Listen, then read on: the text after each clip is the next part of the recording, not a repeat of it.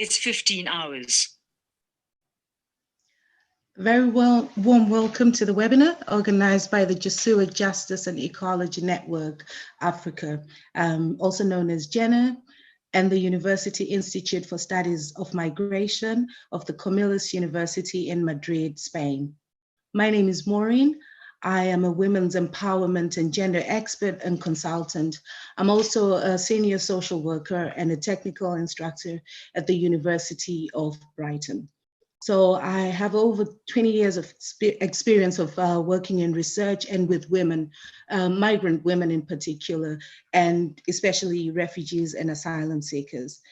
So I've been involved in research, in training and development, lecturing, awareness raising, as well as therapeutic intervention.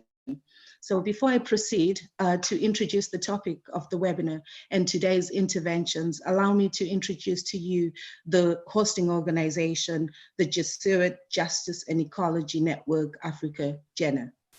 So JENA is a diverse community and faith-inspired Jesuit NGOs, also known as social centers, related Jesuit institutions, individual Jesuit and Jesuit collaborators, peace and development activists, and scholars driven by a vision of a just, poverty-free, peaceful, and ecologically regenerative Africa.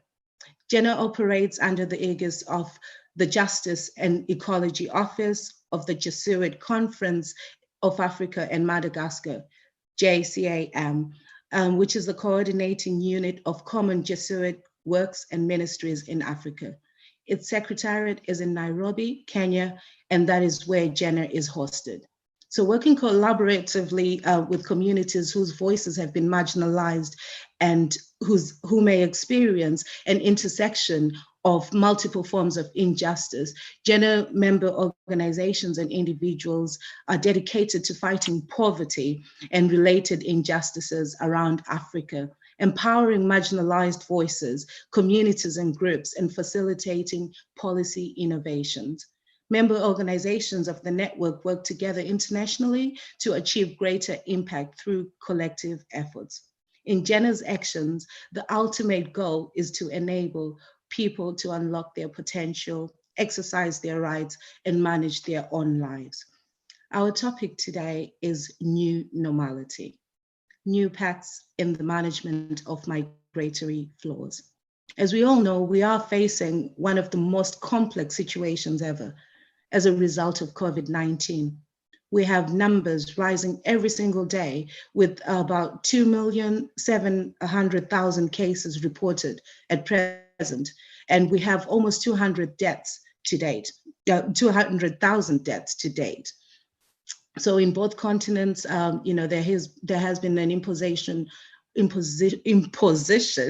of a lockdown as well as travel bans, and we have health and economic consequences. And as you can imagine, migrants, refugees, and forcibly dispersed people have been impacted the most. There is need for all of us to know more about this dire situation, as well as to highlight what is happening to migrants and refugees in the rise of coronavirus, and to better welcome and accompany the most vulnerable people and be at their service, and to make proposals for the new emerging future the Pope Francis proposes and calls us to. So to this end, this webinar meeting is welcoming here keynote speakers, interveners, activists, experts in the field of international migration and development. So I would like to introduce to you our panel today. So the keynote speaker today is Dr. Juan Iglesias, who is the chair for refugees and forced migrants, a researcher at the University Institute for Studies on Migration, Comillas Pontifical University. And we also have a panel of speakers. The first one is Rampe Hlobo, who is a South African Jesuit working and living in Cape Town, South Africa. He's an expert on migration. He's a coordinator for the Jesuit Migration Ministries in Africa. We also have Caitlin Marie Ward, and she's the senior advisor on migration at the Jesuit Conference Office of Justice and Ecology. She's also the Canada and US Province Delegate in Global Ignition Advocacy Network Migration. And our last panelist is Cristina Manzanedo, a lawyer, an expert in migration and refugee issues, and she serves at Entreculturas Foundation and ODOS project. So thank you to the experts and to all of you who have tuned in today. Without further ado, I'll call upon Dr. Juan Iglesias to open up this very important discussion. Thank you so much, Maureen. I'm going to present my presentation about the main trends and challenges in the management of migratory flows in this new normality. First is thank you so much for the invitation to this event. And I would like to present briefly some ideas and trends about the current migratory situation.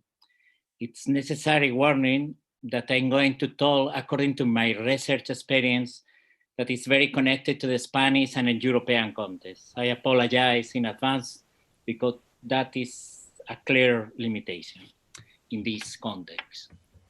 I am going to divide my presentation in 3 different parts, 1 preliminary comment and 2 trends about the current situation of the migration in Europe. I hope those aspects fuel the debate. Preliminary comment. In my opinion, the new migratory normality in a structural term is very similar than the old normality. Against those narratives that are present in the current migratory situation as completely new, I think it's important to point out the connections and the continuity between the before and after the pandemic. This means that the structural trends of international migration at this moment have not changed substantially regarding the previous one. Border control, blaming migrants for social problems, the ideological and budgetary crisis of integration policies, etc. However, it's necessary to highlight that most of those trends got worsened in late months. The first trend. Everything seems to indicate that the old restrictive paradigm that has dominated the management of migratory flows in Europe in recent time is going to get worse next month. Even the pandemic is going to be an excuse to strengthen this kind of governance. Now, in the next month, Europe is going to reinforce their restrictive migratory policies, trying to reduce the flow of the so-called irregular immigrants. The supporters of this kind of policies have a perfect excuse to do it. Today, border control is a public health measure that tries to detain the spread of the disease, since the poor immigrants obviously are more contagious than international tourists. In fact, public opinion is going to demand to the governments to do this type of selective border control policies. Therefore, in the next month, Europe is going to intensify the old normality measures, externalization of the border control through cooperation for development, reinforce the capacity of third countries, especially African countries, to control migratory flows, etc. Of course, one of the most unhiding important goals of these policies will be, as usual, to avoid that asylum seeker reach European territory and apply for international protection. The paradox of this type of policies is that Europe and Spain at the same time needs a huge migratory flow each year in order to sustain their economy and welfare. In recent years, the annual inflow in Spain, almost 500,000 immigrants, reached the volume previous to the economic crisis of 2008, an extraordinary inflow connected to the continuous demand of our labor market. I'm very sorry, but in this aspect, I have more questions than solutions. How to combine those trends, closing African border while Europe has a huge necessity of new immigrants, Isn't it a racist and selective migratory policy? Behind those policies is Europe's will to recuperate the control of its external borders and migratory flows. Has Europe the ability to choose the volume and the type of immigrant it wants? And which is the annual limit of one country to receive immigrant or asylum seekers? I truly believe that we have to regulate the borders. For instance, we have to regulate the inflow of international workers in order to preserve fair labor conditions. But we really have to do it observing human rights and in favor of immigrants and both countries concerned. Then, how to do it? It is, of course, a matter of human rights, but not only a matter of human rights. How to do it? What are we proposing in this matter? Which is our alternative to regulate the migratory flows different from the restrictive paradigm? The second idea, the anti-immigrant wave that was already present in European countries before the pandemic is getting worse during last months. This wave is a nationalistic, populist, and right-wing movement that has been broadly supported for the native population, especially from those who come from popular sector or working class. Even in Spain, that has been an exception in European context, this kind of political forces is increasing their social and electoral support among natives. Those forces proclaim and defend the return of the whole national community, of the whole country, standing against globalization, cultural diversity, and ethnic minorities. They hold a very restrictive discourse on the rights and social incorporation of immigrants, promoting anti-immigrant measures and putting natives first in terms of employment and benefits. There are racist people among them, but not all of them are racist. In fact, essentially, it's not only a matter of individual racism. The pandemic seems to have fed this sort of discourses and political positions. We don't have figures at this moment, but the migrants are being represented in the mass media mostly as super spreaders and as a burden to the health and welfare system. Representations that are connecting perfectly with the fears and concerns of one native population that is facing not only a health, but a serious economic crisis. In my opinion, we have to distinguish between two different trends in order to understand correctly this way of anti-immigrant prejudice. Firstly, we have to look at and understand the current social unrest or discomfort that is present in our societies. In Europe, at least from the 80s, this social unrest is rising, especially among mid and low-class native population. The main characteristic of this discomfort are intense precarization of the labor market, reducing welfare, the progressive disappearance of the whole national community and their feelings of identity and belonging, and we really need this kind of roots. The globalization of the economy and the consequent subordination or destruction of the local production and environment, etc. This social discomfort exists. It's in the center of the concerns of the common people, and I think that we really have to hear it. Second, the problem is this social unrest is being increasingly ethnified in our societies by some social and political movements.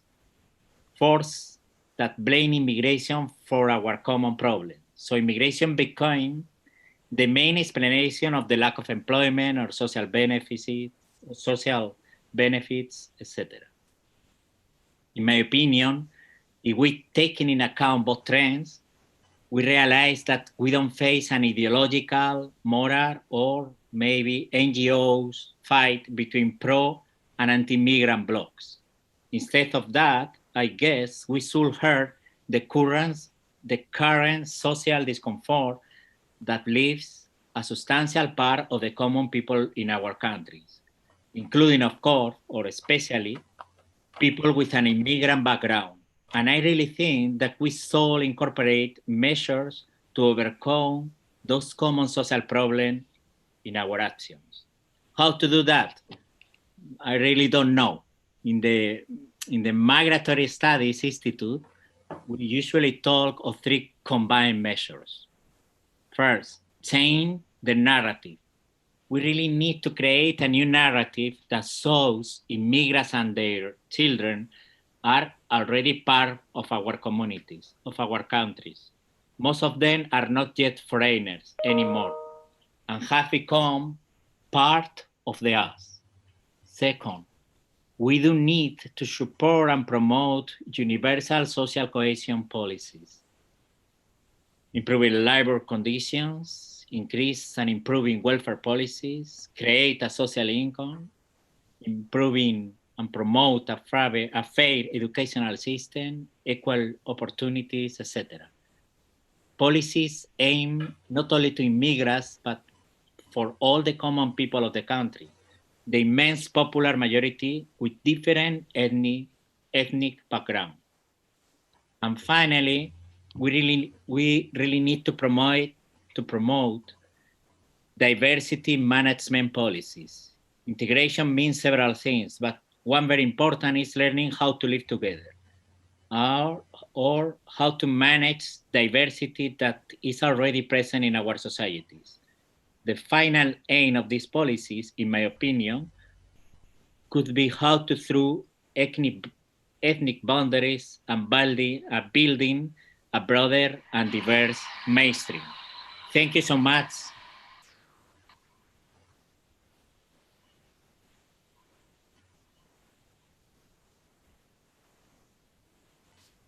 Yes, Maureen, I finished my presentation. Mute. Okay. Hi, sorry, I was trying to unmute myself there. Thank you so much, Dr. Iglesias. That was a really insightful account and a look into the situation. And thank you for the examples from Spain and from across Europe. And I can understand, as a migrant myself living in England, I know migration is a very contentious issue. As we all know, we've got the issue of Brexit, and then came COVID. And, although there is a recognition that migrants have really contributed a lot to, keeping families safe within, occupying the health and the social care jobs, but there is still that anti-migration and that anti-foreigner conversation narrative going on. So thank you so much for that. Now I'm going to invite our panelists to speak. I will ask them one question each and just ask, find out what they have. So about 5 minutes each to discuss the question that I will give. So the first panelist that I'm inviting to speak is Rampe. So Rampe, how do you imagine the reality of reception and coexistence in South Africa and in other African countries with this new normality? And is there a real risk of increased xenophobia and prejudice against migrants in the coming months? What would your recommendations be to address this situation?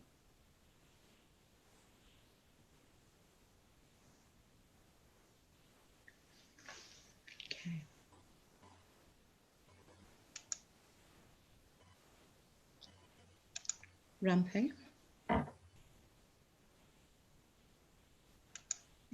Okay. Right. Can you hear me now? Yes, we can. Wonderful. Thank you so much for the opportunity.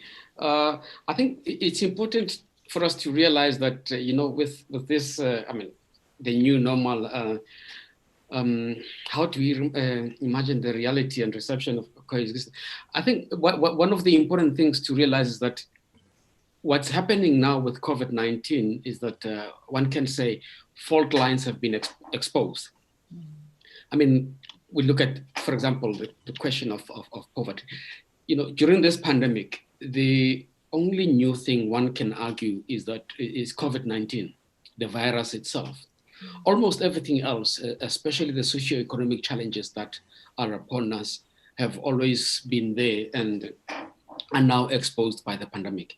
And, for example, if we look at our situation here, and there has been argument that COVID-19 is not a source of South Africa's current economic crisis, because we are facing a serious economic crisis at the moment. And so it's not a source of, it's not the cause of the economic crisis, or nor this hostility that we see towards foreigners that has been going on.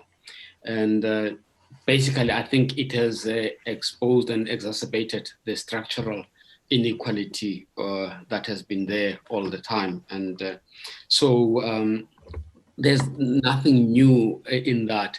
And we've seen during this time of lockdown since, I think it was end of March, yes, towards the end of March until now, there were some food parcels and some kind of socioeconomic interventions to help people.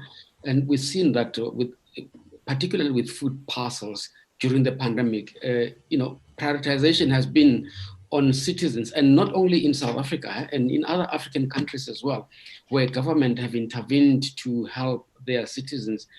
It has been mainly to cater for their citizens, and migrants and refugees have been left out in many cases. And so meaning that migrants and refugees have had to rely on NGOs and faith-based organizations for help during this difficult time. So in general, the pandemic has increased the challenges faced by forced migrants, especially the forcibly displaced, and their inability to access, including things like healthcare. I mean, we're dealing with the health problem, and yet, sometimes they are seen as the source of the problem, but they continue to be denied access to healthcare and basic necessities. And so that's the irony of it as well.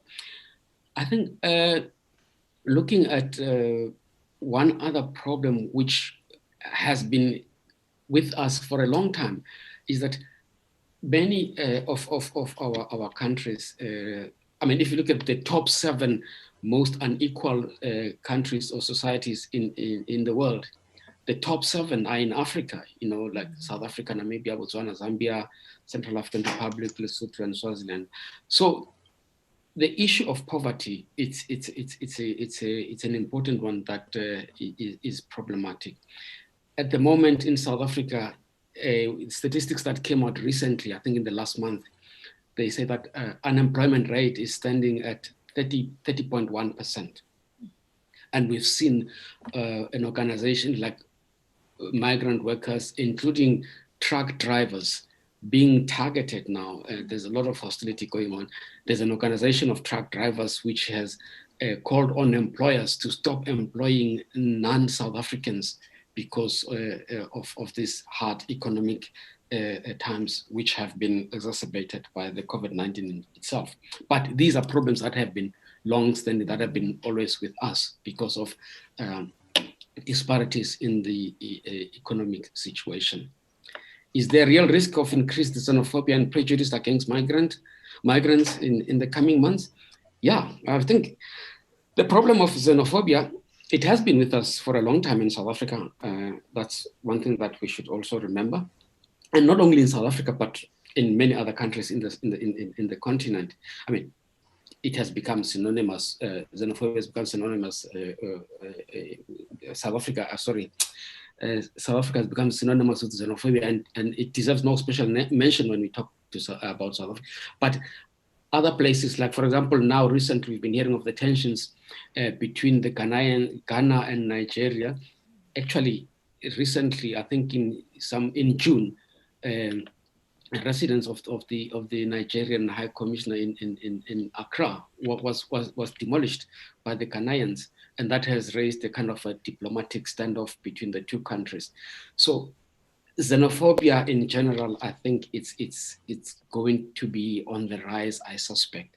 And we have seen in several countries where you have these social media campaigns, these hashtags. For example, in South Africa, we have hashtag Put South Africans First.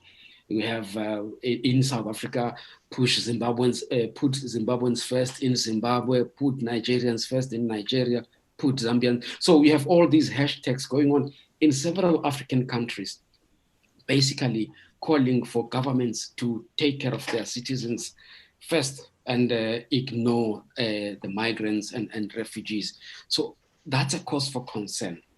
And these campaigns, I think, needless to say, that they are also bordering on hate speech, as it were. Some are actually hate speech. And in countries like ours here in South Africa, some of the proponents have even went further to call for a boycott to all the companies and restaurants and businesses that employ foreigners.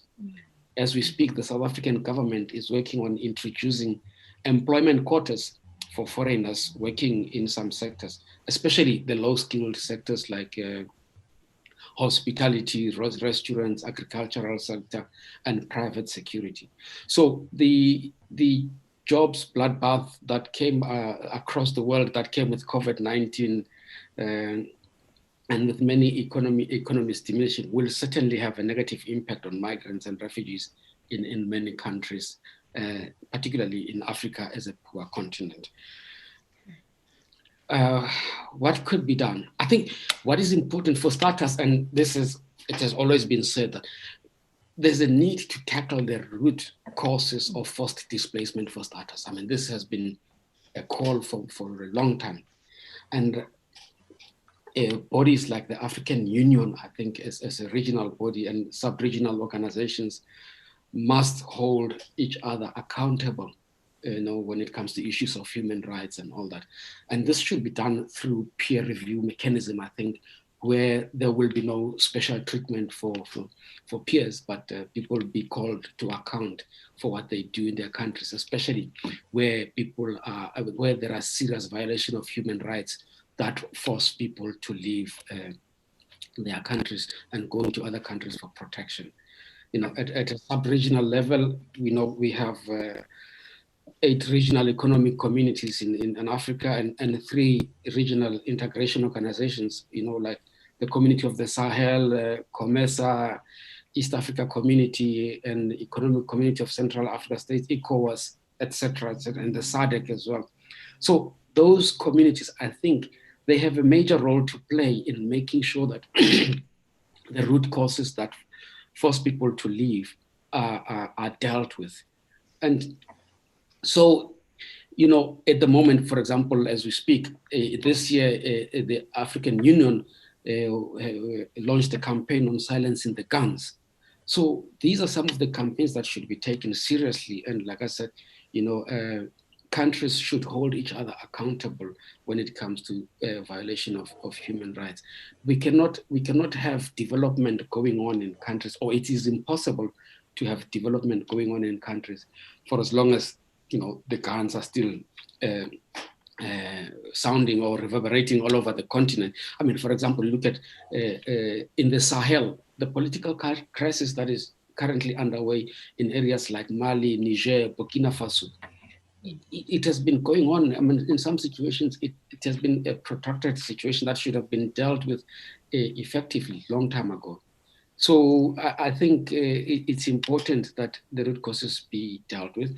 And there may be a promotion of a culture of human rights and duties. And what I mean is looking at human rights and from an ethical and moral perspective, more than from a legal perspective, because I think so far we look at human rights from a legal perspective and less from an ethical and moral perspective. So, and I think this will need to make sure that the protection of the refugee regime and migration refers more to commitment of protecting human dignity. And I think that's one of the arguments that David Hollenbach makes in his latest book on humanity in crisis. And I think the important thing that comes out there as well is that, borders should not be seen as moral absolutes. And lastly, as I mentioned in the beginning, COVID-19 has exposed the fault line, and one of those, it's poverty. And one of the great migration scholars in Africa, Lauren Landau, he warned us and saying that COVID-19 will eventually pass, and unless countries address structural inequalities, anger and xenophobia will not pass. It will continue, and migrants and refugees will continue. So these are some of the things that governments need to look into. So the Sustainable Development Goal number 1 of ending poverty should also be prioritized by member states. I think I will stop there for now. Thank you. Thank you so much. Thank you so much for your thoughts and observations, Rampe. That was very interesting. And I can hear clearly from what you've said and from what Dr. Iglesias has said, we need to be looking at rewriting the narrative, but also trying to redress the structural injustice that seems to be the common thread that's, from Europe to Africa, there is that structural injustice, which is now exposed by the COVID pandemic. Thank you so much. Okay. So our next panelist is Caitlin. Caitlin, I'll ask you a question, and I do ask you to try to keep your discussion to 5 minutes, please, and just answer the question the question as I pose it to you. Thank you. So the question to you is the importance of public policies in the management of diversity and advocacy as a tool to assert the rights of migrants and vulnerable groups in the new normality. So I would like to hear from you some considerations and recommendations from your point of view, please. Thank you, Maureen. Thank you to the Migration Institute at the University of Comillas and to the Justice and Ecology Network of Africa for inviting me to participate in today's webinar. It's a real pleasure to be with you all today. So first, I want to take a step back and examine the development of public policy around immigration in the US. In 1706, at a time when most of the colonists in what would become the US considered themselves British, a man named Thomas Paine, who's one of the most influential thinkers and writers during the time of the American Revolution, published a pamphlet called Common Sense, in which he extolled the idea of a new American. He wrote, "Europe and not England is the parent country of America. This new world hath been the asylum for the persecuted lovers of civil and religious liberty from every part of Europe." So we see how similar quotes and stories of people arriving to America's shores after escaping persecution have really entered into our origin story and created this idealized version of our history and our identity. Now, of course, no origin story is 100% accurate, and the US is no exception, but it does give us a national image to strive for. So it probably comes as no surprise to anyone on this webinar, but the US has never fully lived up to this ideal. The Chinese Exclusion Act passed in 1882 is the first public policy that placed broad restrictions on certain immigration groups. Prior to World War II, we had national quotas which heavily favored British, Irish, and German immigrants and limited immigration from Southern, Central, and Eastern Europe. Asian migrants were almost entirely excluded. Now, the US immigration system underwent radical transformation in 1965 with the Immigration and Nationality Act, which ended national origin quotas and replaced them with a system that emphasized family reunification and skilled immigration. And this is the system that we are still working with today. So since the passage of the 1965 Immigration and Nationality Act, immigrants living in America have more than quadrupled. According to the Pew Research Center, in 1960, 84% of all US immigrants were born in Europe or Canada, and compare that to 2017, when European and Canadian immigrants totaled only 13.2% of all US immigrants, while Mexicans totaled 25.3%, other Latin Americans totaled 24.1%, Asians 27.4%, and other populations 9%. So the 65 Immigration and Nationality Act can be interpreted within the context of a civil rights movement in the US. But I don't think that there should be any assumption that American society was vastly more tolerant of immigrants in 1965 than it is today. To build support for the bill, Senator Ted Kennedy of Massachusetts told the Senate during the debate that the bill would, quote, not upset the ethnic mix of our society. It will not relax the standards of admission. It will not cause American workers to lose their jobs. It's these same anxieties that are at play today and have been expertly exploited by President Trump, both as a candidate and as president. Ironically, it was former President Obama's former chief of staff, Rahm Emanuel, who once said during an interview in 2008, never allow a crisis to go to waste. I would say that the current administration has certainly taken those words to heart, although probably not in the ways that Rahm Emanuel expected or hoped. The coronavirus has really presented the Trump administration with a golden opportunity to further leverage the cultural and economic anxieties that propelled them to the position of power that they're in today by implementing a breathtaking number of changes to immigration policy in the United States. But, it's something that Rampe talked about, targeting immigrants is nothing new. It's certainly nothing new for this administration. A travel ban to several Muslim majority countries is one of the first actions that the Trump administration took in 2017. That policy was then expanded to more countries, including 4 in the African continent. Other steps taken by the administration include slashing the cap on refugee admissions from 110,000 in Obama's last year in office to only 18,000 in fiscal year 2020. The asylum system is barely recognizable at this point. It's gone through so many changes. What began as metering, whereby asylum seekers needed to, they were only accepting a limited number of asylum seekers per day at ports of entry. This has evolved into much more restrictive policies, including the Remain in Mexico policy, whereby asylum seekers have to wait the entirety of their asylum process out in Mexico. It's a process that can drag on for months. Family separation, also a very harsh and restrictive immigration policy. And so we really see this evolution of harsher, stricter public policies. So substitute public health for national security these days, and it's the same pattern of behavior that we've seen really since the beginning. Citing concerns over the spread of coronavirus, the Department of Homeland Security has indefinitely enclosed the border between the US and Mexico to all non-essential travel. That includes seeking asylum or refuge.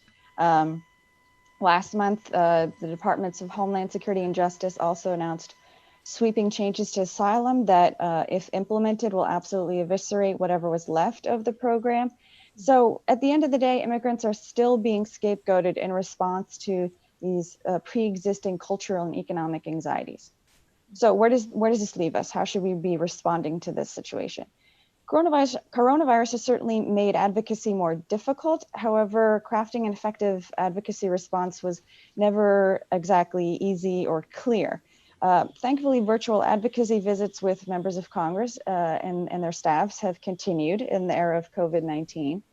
However, none of the changes to immigration or asylum policy over the last 3+ years have been the result of action taken by Congress. They've all been executive orders or regulatory changes or bilateral agreements. So the administration has successfully essentially bypassed Congress to push forward its agenda around immigration. So what options are left to us? One, I'd say it's important to not view the situation as hopeless. We've seen instances where the administration has been forced to take a step back or retreat from some of its harsher immigration policies. One example would be the summer of 2018, where the administration was forced to end its zero tolerance policy. That's one that led to the family separation at the border. There's evidence to suggest that it continued in an unofficial capacity, but at the very least, the administration was forced to publicly announce a policy reversal, which I think is pretty significant. More recently, the administration also had to back away from a decision to refuse to renew visas for international students if their colleges and universities did not hold in-person classes. So what does all this teach us? I think it teaches us that with enough public pressure, this administration, or really any future administration that may be implementing harsh and restrictive immigration policies, can be convinced to retreat from some of those policies. Advocacy efforts therefore need to be focused on the public as much as it is, or maybe even more so than governments. Lawmakers respond to what voters think and say, and we need to raise awareness in our schools and in our parishes about the damage done to immigrants and asylum seekers through some of these very restrictive policies. We need to energize people to raise their voices, and I think one of the best ways to do that is inviting as many people as possible into an experience of encounter with immigrants and asylum seekers. It's something that Pope Francis has talked a lot about, and I think that it's only by seeing and hearing the stories of immigrants that hearts and minds can be changed. Now, sadly, in the U.S., we find ourselves in a very cynical phase in our politics, where we're more defined by what we're against than what we're for. Mm-hmm. So part of this advocacy has to include fighting against this instinct. And that requires looking at immigration through a much more long-term lens. For better or worse, COVID-19 has forced us to push the pause button on immigration. And once immigration begins to resume, we need to start thinking about how to transform what is really an outdated system that currently exists to one that's more open, that's more flexible, and that's more predictable. We need to address the root problem of undocumented immigration, which is really that there are too few options for legal immigration in the United States. There's no silver bullet. It's been a very long time, really since 1965, since Congress has considered comprehensive immigration reform. So, finding the right solution is going to be a process of trial and error. But if any part of our origin story is going to be true, or we wish it to be true, then we really need to be ambitious and strive for this comprehensive immigration reform. Otherwise, I think that this, quote, new normal is in the end going to look a whole lot like the old normal. Mm-hmm. Thank you, Caitlin. That was very, very interesting. Thank you. I do like the bit where you talk about energizing narratives, where we hear the stories of the migrants themselves and actually start to appreciate the reality of the people going through a process. Thank you very much for that. Now I'm going to invite Cristina. And Cristina, I'll start with a comment and then a question. So we do know that migrant women play an important role in many societies, and they are essential workers in various sectors, including care and health, amongst others. What do you think? How do you think this reality will affect migrant women in the new normality?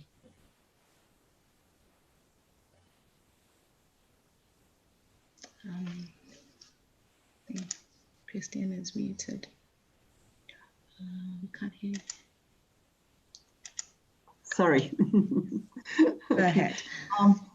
Half of migrant population are women, but their situation before COVID had some special difficulties compared with men.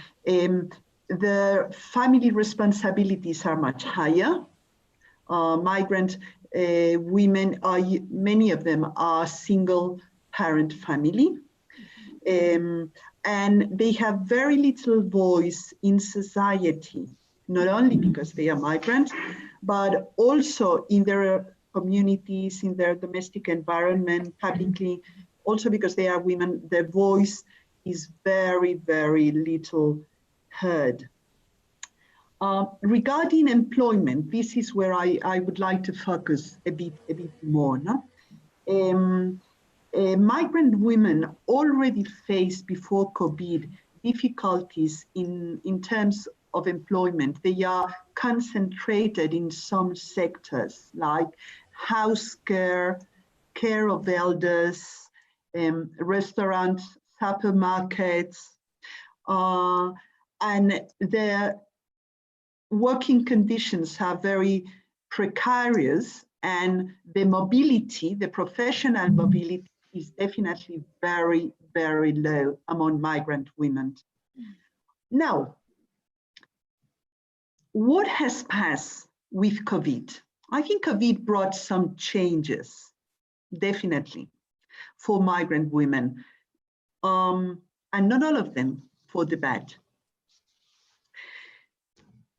First, we discover we as a society discovered that they are essential workers, that we needed them in the supermarkets, we needed them to care for our elders. And therefore, our society may need a reflection in the future about unskilled work and Europe's preference for skilled migrants. There are no channels for unskilled workers. I think this is something we may need to reflect upon in the future for better responses. Migrant women and men suffer loss of jobs, but women in domestic job, especially women in domestic job, massively lost the jobs, and therefore that means an increase of poverty. In Madrid, for example, capital of Spain, we had a problem of hunger during COVID, unbelievable as it may seem. Unbelievable, no? And really, we needed NGOs, schools were provided emergency aid, just food, and that affected especially migrants. Now, but then there were some good things that COVID brought. Government adopted some measures for social protection, which benefited migrants as well. The most important social measure that COVID has brought in Spain is a minimum vital income for everybody, either of a Spanish nationality or with a legal residence of more than a year. Providing a minimum vital income, a monthly minimum vital income, was something unthinkable of just some months ago. It is incredible. COVID has brought this very good measure that I hope consolidates for the future. And there were also some measures specific for migrant population so that they didn't fall into irregular situation because they couldn't renew the documents, the papers, facilitate and work in agriculture. Now, and finally, the European Union has approved very recently, just yesterday, European Union has approved a recovery plan. Member states have been able in the European Union to agree on a huge package of funds for recovery for the following years. This is something unthinkable. Europe was in shambles before the COVID. We couldn't agree on anything. This recovery package, I hope, but we will have to see, that leaves no one behind, which was the speech during COVID, leave no one behind, in line with the ODOS, with the development of sustainable objectives of United Nations. No? We'll see, but the fact that we will have money for recovery and that agreement is possible within the European Union leave us with some hope, because one pending issue within Europe is a common migration and asylum policy. It is in the agenda of the Commission for this year, and it's something key for migration in Europe. And if, well, we have a hope that an exercise at least of agreement has been reached. No? And then finally, there are some situations which are completely invisible. Some migrant women, are not spoken of visible at all. I think the most vulnerable situations are those of irregular women in irregular situation. And the fact that Spain and Europe links residents to labor, and that we are going to see a high increase of unemployment, I'm afraid that a lot of migrants will go into irregular situation and lose the papers in the coming future. Then there are people looking for asylum because our system in Spain, the reception system is collapsed. And then something very specific of women is women victims of labor, exploitation, sexual exploitation, and trafficking are the labor situations that most violate human rights. They are not in any recovery plan, I tell you, nothing will change. And then finally, women arriving, crossing the Mediterranean, people arriving in irregular situation, crossing by boats. The reception system in Italy, in Spain is collapsed. There is a huge dispute within European members about how to handle those arrivals, and arrivals will probably increase because, as Rampe said, unless causes are tackled, the causes are still there. So we will probably see an increase in irregular arrivals. Those are, and with this I would finish. Thank you very much for the invitation to participate. Okay. Thank you so much, Cristina. That was really interesting to listen to as well. And it appears you have a more of a positive spin on the whole COVID pandemic and the impact of women. Thank you for bringing us some positivity today. Now I'm going to open up to questions. It's question time. So what I will ask people to do is there's an option to raise a hand if people want to ask questions, or you can add your questions onto the chat section.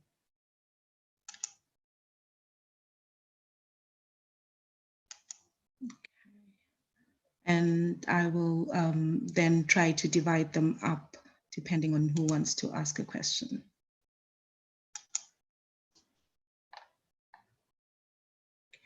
Okay.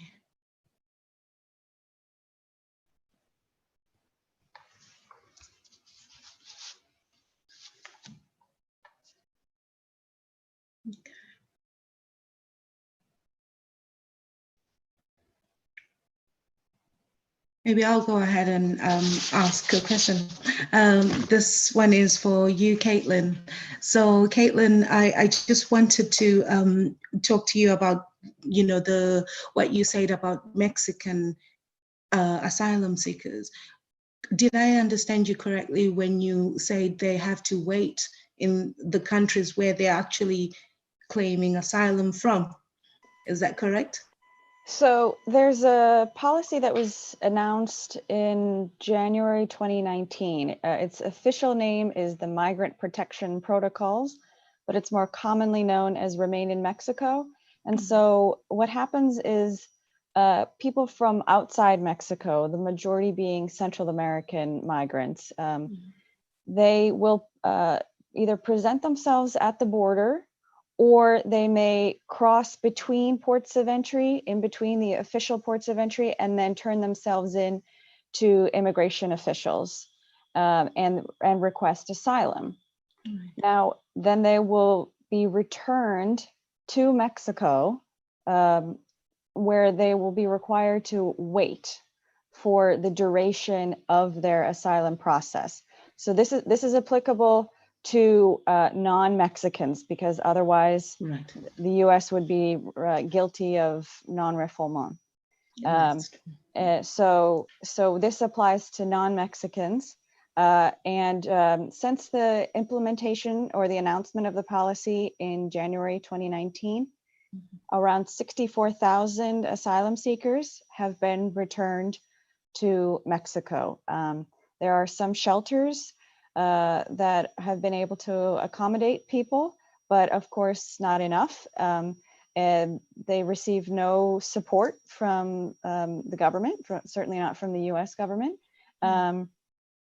So really, they depend on the generosity of NGOs, nonprofit, faith-based organizations to provide for their basic needs. And so really you have a situation along the US-Mexico border where there are essentially tent cities, people living in tents because they have no place to go. And now in the era of COVID-19, they're lacking in basic necessities, basic sanitation. A lot of the shelters have closed because they don't want to introduce new people into their populations and risk an infection happening or an outbreak happening. And so those who are subject to this Remain in Mexico policy are really in a very precarious situation. But they were before COVID, and it's only been exacerbated by COVID. But that's the basic idea. It applies to non-Mexicans, and they're required to wait the duration of their asylum process in Mexico. Okay, thank you very much for that. Thank you. Does anyone wish to ask any question?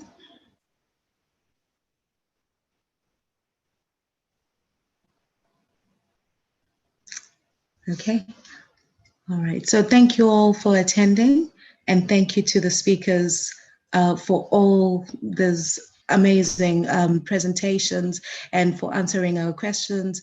All this has been quite thought-provoking, and just gives us an insight into the difficulties faced by migrants, in addition to what they're already facing by virtue of being a migrant.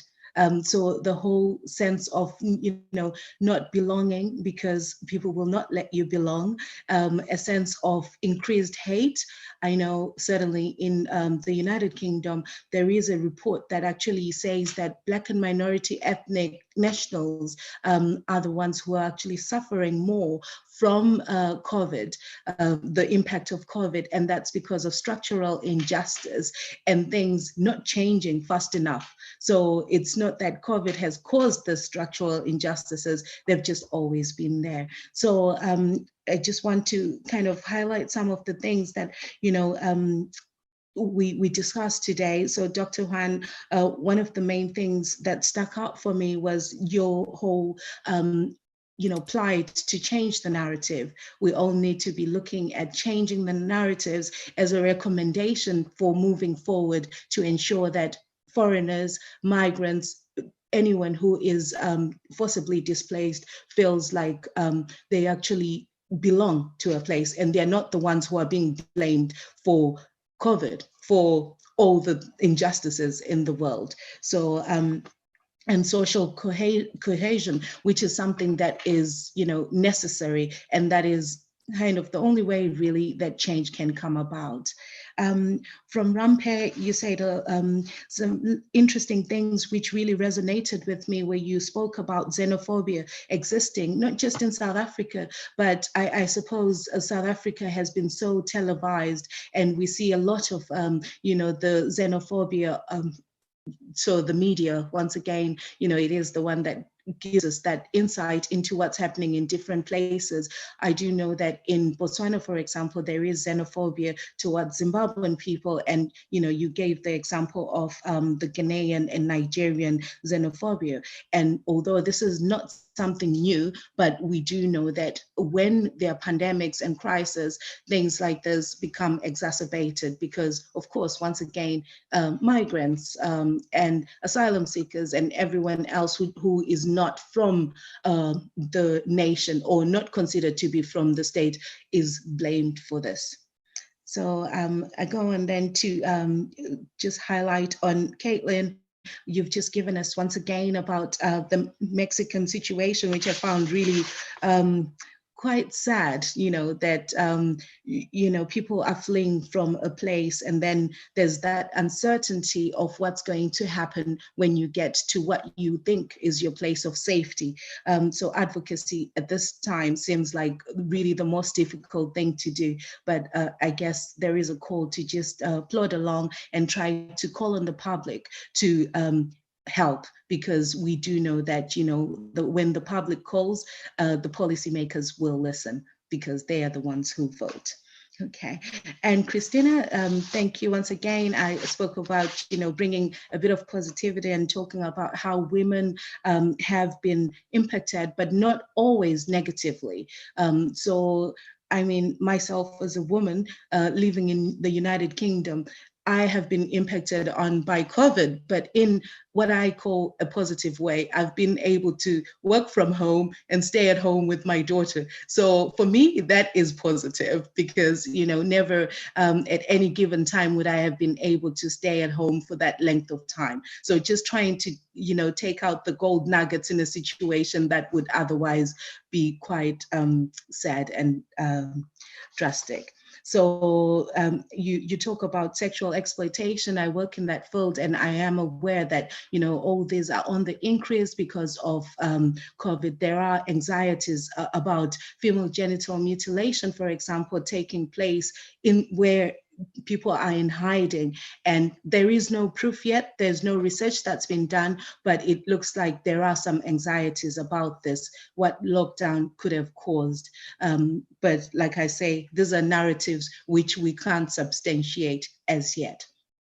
So I just want to thank you all, and I can see that I might have 2 questions. So bear with me, please. I'll just have a look at the chat.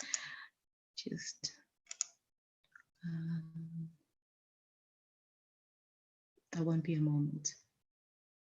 Okay, so they're not questions, but it's comments. Thanks to the organizers and presenters, very informative. Will the recording be available? Someone wants to know. And yes, so basically it looks like there've been a lot of people who have enjoyed, and I'm sure people will continue to enjoy going forth. So once again, thank you so much for participating. Thank you.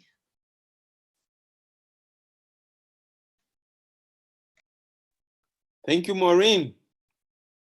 Thank you, everybody.